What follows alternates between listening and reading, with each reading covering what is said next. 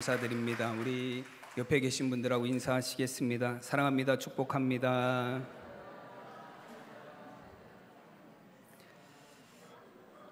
네, 감사합니다. 또 오늘 9월 둘째 주일, 또 이렇게 주일 2부 예배 우리 함께 하신 우리 성도님들 가운데 하나님이 주시는 은혜가 충만하시기를 바랍니다. 오늘은 저희가 디모데전서 4장 1절에서 5절까지 말씀을 함께 봉독했습니다. 말씀의 제목은 말씀과 기도로 세워지는 교회입니다. 우리 다 함께 제목을 따라 하시겠습니다. 말씀과 기도로 세워지는 교회. 아멘.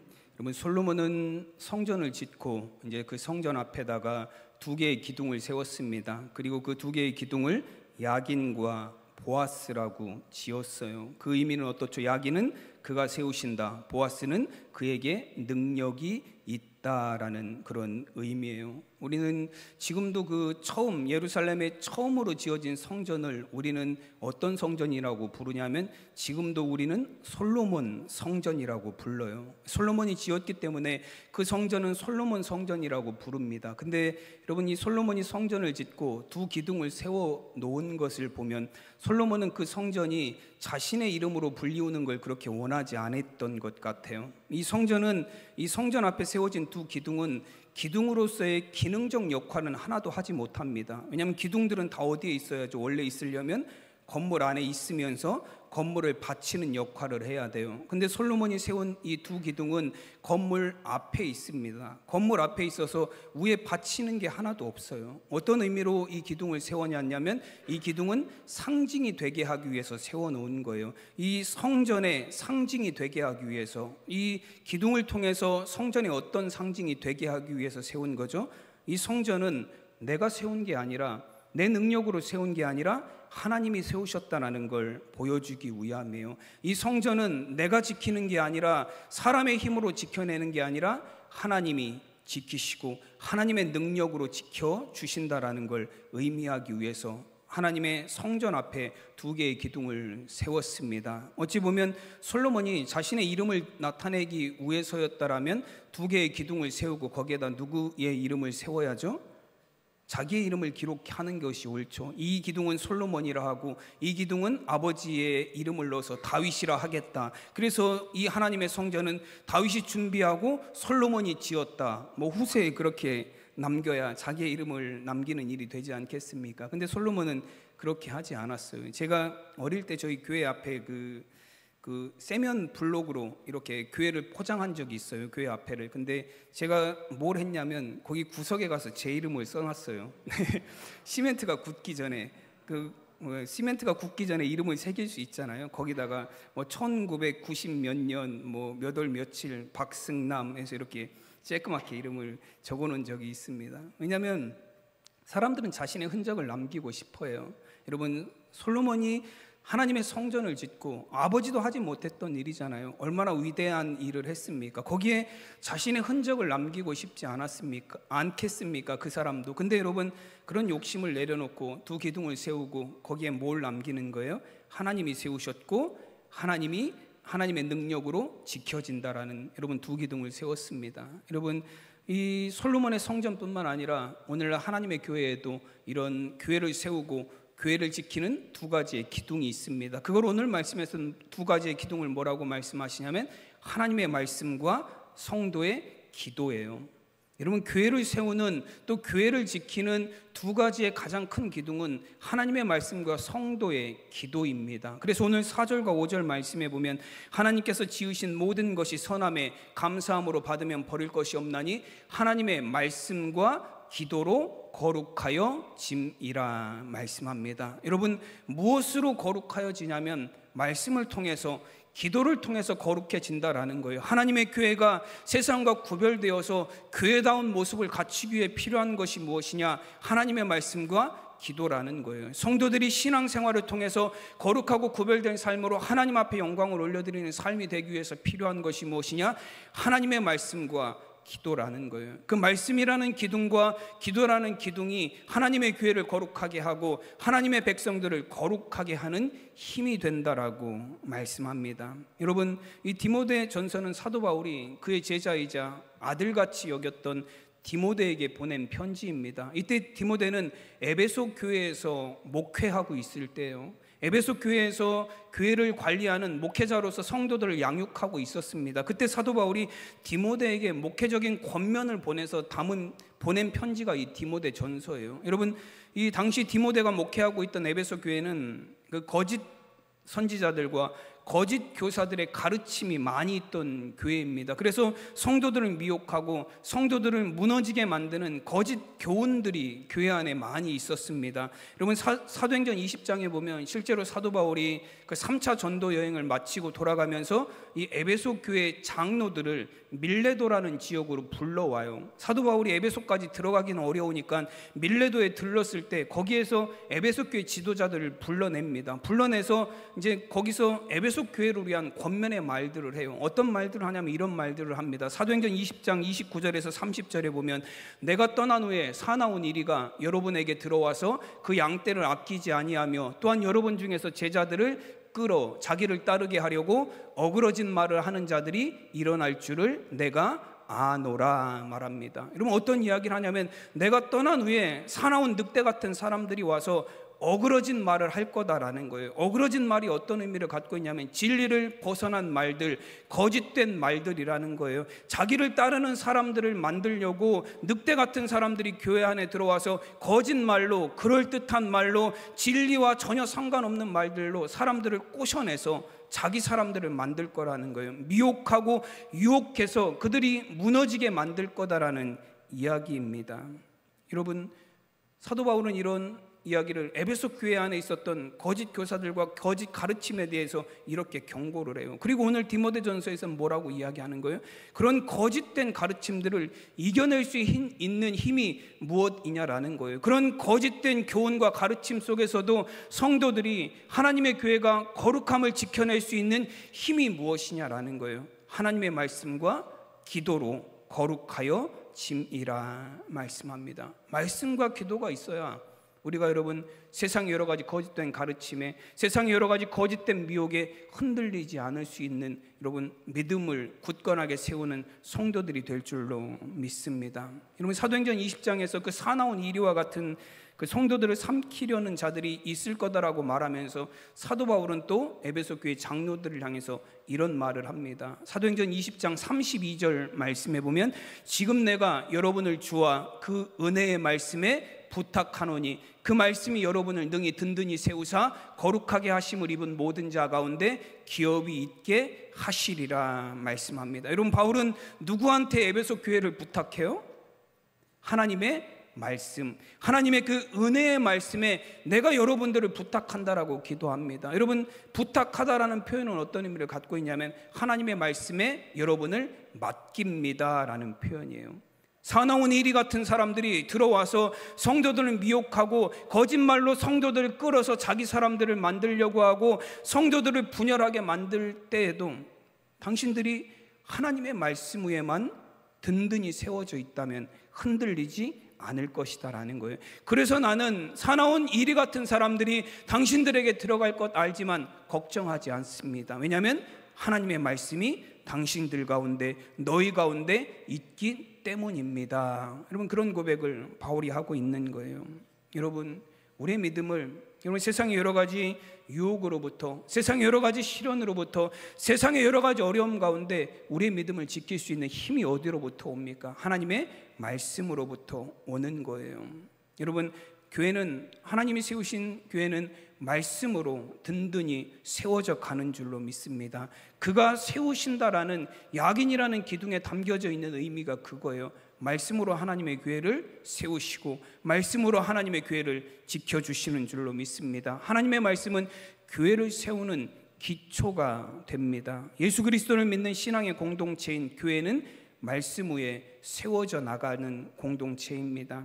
여러분, 안디옥 교회에서도 보면 우리가 사도행전 11장 내용들을 쭉 보면 최초로 처음으로 안디옥 교회가 그리스도인이라는 호칭을 받았어요. 믿지 않는 사람들이 안디옥 교회 성도들을 보면서 저 사람들은 예수님에게 속한 사람들이고, 저 사람들은 정말로 예수님의 가르침을 따르는 사람들이고, 저 사람들은 정말로 구원받은 사람들이고, 저 사람들은 정말로 세상 사람들과 구별된 예수님을 따르는 사람들이다라는 그런 칭찬을 안디옥 교회가 받았습니다. 근데 그런 칭찬을, 그런 인정을 받기 시작한 계기가 어떻게 되냐라고 말씀하냐면 사도행전 11장 25절에서 26절에서 이렇게 말씀합니다.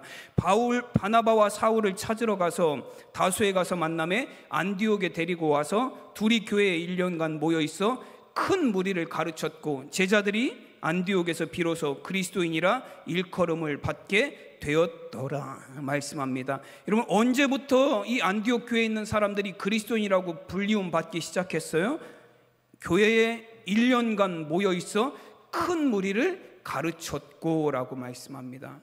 하나님의 말씀을 가르침 받은 이후에 그들이 하나님의 말씀대로 살아가기 시작하면서, 그들이 하나님의 말씀에 순종하기 시작하면서, 안디옥 교회 성도들이 말씀 위에 자신의 신앙을 세워나가기 시작하면서 그 교회 성도들이 예수님께 속한 사람, 구원받은 사람, 세상과 구별된 사람, 예수님을 따르는 사람이라고 세상으로부터 인정받기 시작했습니다. 여러분, 우리가 무엇으로 그리스도인들이 세상과 구별된 삶의 모습을 나타내며 살아갈 수 있겠습니까? 하나님의 말씀이에요. 우리 안에 말씀이 바로 세워지고 우리 안에 하나님의 말씀이 중심을 잡을 때에 여러분, 세상과 구별된 거룩한 하나님의 자녀로서 든든히 세워져 나가는 성도들의 삶이 될 줄로 믿습니다. 여러분, 시편 1편 1절의 말씀은 이렇습니다. 이 말씀은 여러분들이 다 외우고 계실 거예요. 안 보고도 다 아시죠? 자다가 일어나서도 이거는 다 외우실 수 있는 말씀이에요. 복 있는 사람은 악인의 꾀를 따르지 아니하고 죄인들의 길에 서지 아니하고 오만한 자의 자리에 앉지 아니하며. 여러분, 너무 잘 아는 말씀이에요. 근데 2절 말씀은 또 어떻죠? 오직 여호와의 율법을 즐거워하여 그의 율법을 쥐하로 묵상하는도다. 그럼 1절은 잘 외우시는데 2절은 잘 못 외우시네요. 근데 여러분, 이 시편 1편 1절 2절은 같이 외우는 말씀이에요. 여러분, 악인들의 꾀를 따르지 않고 죄인들의 길에 서지 않고 오만한 자의 자리에 앉지 않는 비결이 어디에 있어요? 비결이 2절 말씀이에요. 그래서 1절 말씀만 외우시면 소용없어요. 1절 말씀을 아무리 외워도 여러분, 세상에 나가면 악인들의 꾀를 따라가고 죄인들의 길에 서고 오만한 자의 자리에 앉아요. 왜 자꾸 사람들이 1절을 자꾸 외우는데도 그렇게 막 흔들리냐? 2절을 안 외우셔서 그래요. 2절의 비결이 있습니다. 악인들의 꾀를 따르지 않고 죄인들의 길에 서지 않고 오만한 자의 자리에 앉지 않는 비결이 뭐예요? 하나님의 말씀을 내 마음의 중심에 두기 때문에 그래요. 오직 여호와의 말씀을 즐거워하며 그의 율법을 쥐하로 묵상하는도다. 여러분, 항상 하나님의 말씀이 내 중심에 자리 잡고 있으니 악한 자들의 꾀에 넘어가지 않는 거예요. 죄인들이 아무리 유혹해도 흔들리지 않습니다. 내가 잘되고 성공해서 높은 자리에 앉게 되고 남들보다 내가 잘났다라고 생각할 때도 오만하거나 교만해지지 않아요. 왜냐하면 하나님의 말씀이 내 안에 있기 때문에 그래요. 그래서 시편 1편 1절과 2절 말씀은 원어 성경에 보면 1절과 2절을 연결하는 전치사가 있어요. 그 전치사가 어떤 단어냐면 키라는 히브리어 단어예요. 이 키라는 단어는 제가 여러분에게 몇 번 설명을 드렸죠. 어떤 의미라고 그랬죠? 왜냐하면 뭐뭐하기 때문이다. because라는 단어예요. 이 키라는 단어는 그런 의미를 갖고 있습니다. 그래서 여러분, 1절과 2절 말씀을 왜냐하면을 넣어서 이 말씀을 우리가 읽으면 어떻게 돼요? 복 있는 사람은 악인들의 꾀를 따르지 아니하며 죄인들의 길에 서지 아니하며 오만한 자의 자리에 앉지 아니합니다. 왜냐하면 여호와의 말씀을 즐거워하며 그의 율법을 쥐하로 묵상하기 때문입니다. 아멘. 그럼 2절이 얼마나 중요한지 아시겠죠?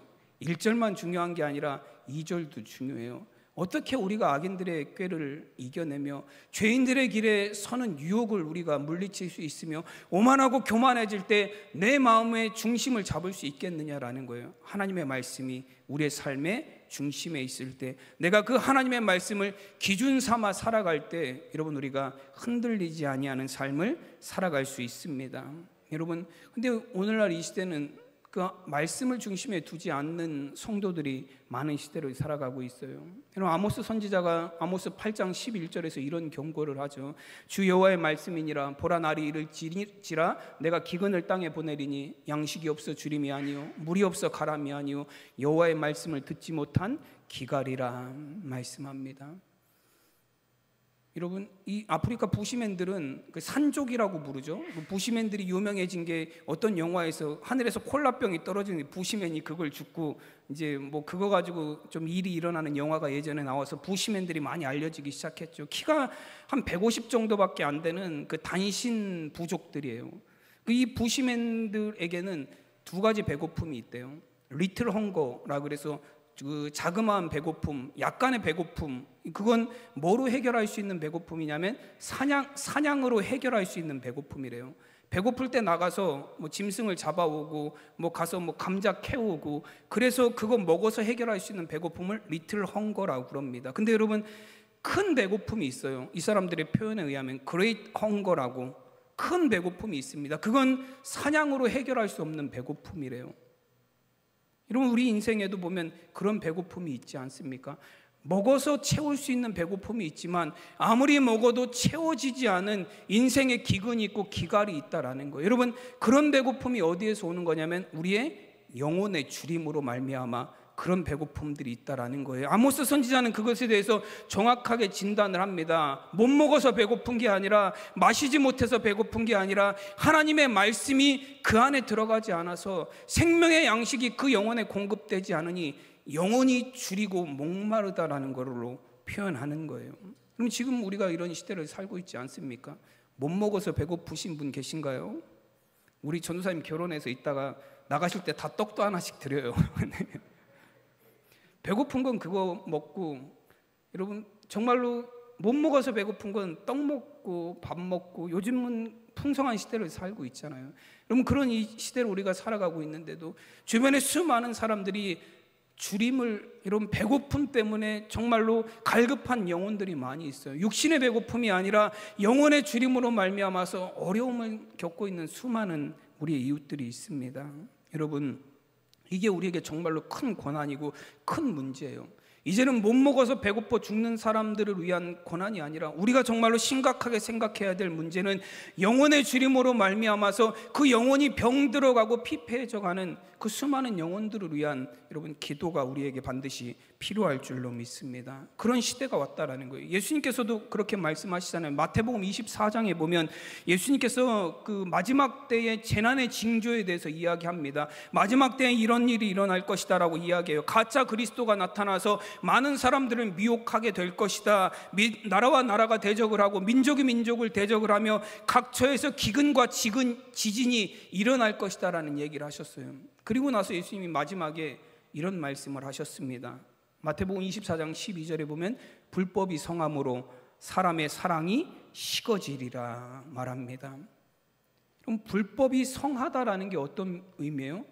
여러분, 이 성경에서 나오는 불법은 뭘 이야기하냐면 사람들이 죄를 범한다라는 걸 넘어서는 얘기예요. 사람들이 뭐 어떤 법, 우리가 정한 사회적인 법을 어겼다라는 걸 의미하는 게 아니라, 불법이라는 건 성경에서 뭘 의미하냐면 하나님의 말씀이 없는 상태를 의미합니다. 그게 불법이에요. 마지막 때가 되면 어떤 일이 일어나냐면 세상 사람들이 하나님의 말씀을 무시하는 시대가 올 거라는 거예요. 세상 사람들이 하나님의 말씀을 귀 기울여 듣지 않는 시대가 올 거라는 거예요. 세상 사람들이 하나님의 말씀을 외면하는 그런 시대가 올 거라는 거예요. 그리고 그런 시대에 영적인 기근이 오게 될 것이다라는 거예요. 사랑이 식어지는 영적인 기근이 그런 시대에 오게 될 것이다 말씀합니다.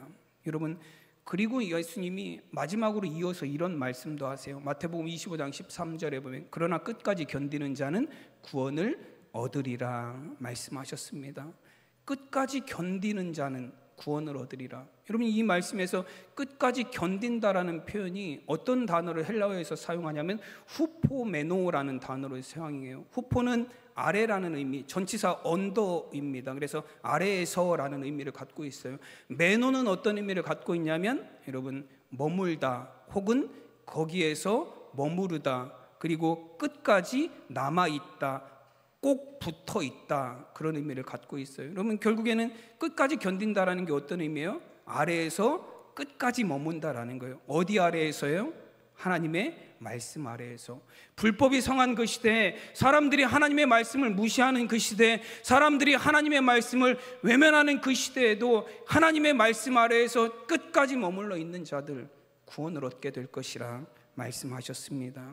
여러분, 지금 이 시대에 정말로 많은 하나님의 말씀이 선포되어지고 우리가 많은 말씀을 듣는 것 같지만 말씀을 마음의 중심에 두지 않고 살아가는 많은 영혼들이 있습니다. 그래서 영혼의 주림을 갖고 살아가는 불쌍한 사람들이 많이 있어요. 여러분, 우리가 무엇으로 우리의 신앙을 바로 세워나가는 기초가 될 수 있겠습니까? 하나님의 말씀이에요.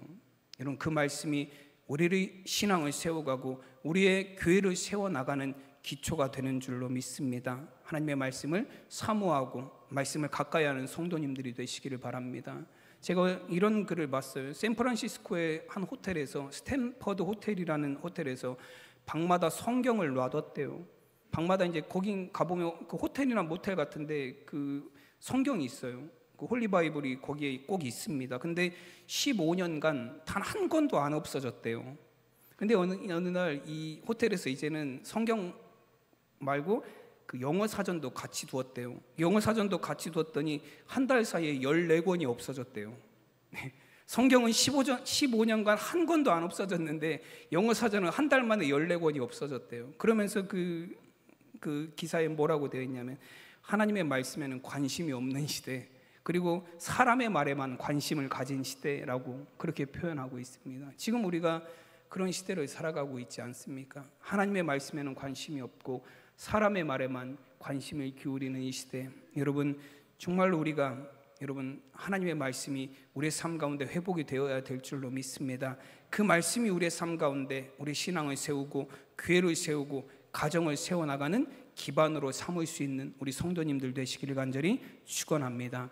여러분, 두 번째로, 여러분 하나님의 교회는 기도의 능력으로 세워지는 것이 하나님의 교회입니다. 여러분, 이 보아스라는 기둥의 이름 의미가 그에게 능력이 있다라는 의미예요. 여러분, 능력은 기도를 통해서 하나님으로부터 우리에게 오는 게 능력이에요.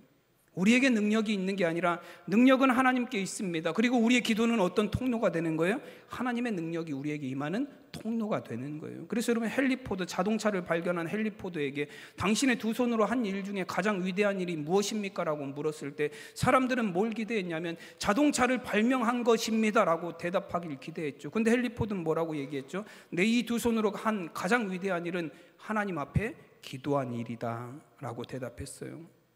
기도가 능력이 되는 삶을 살았다라는 거예요. 여러분, 이사야 62장 6절에서 7절 말씀에 보면 예루살렘이여, 내가 너희 성벽 위에 파수꾼을 세우고 그들로 종일 종야에 잠잠치 않게 하였느니라. 너희 여호와로 기억하게 하시는 자들아, 너희는 쉬지 말며 또 여호와께서 예루살렘을 세워 세상에서 찬송을 받게 하시기까지 그로 쉬지 못하시게 하라 말씀합니다. 여러분, 이 말씀에는 어떤 의미가 담겨져 있냐면 우리가 기도하는 그 시간이 하나님이 일하시는 시간이에요.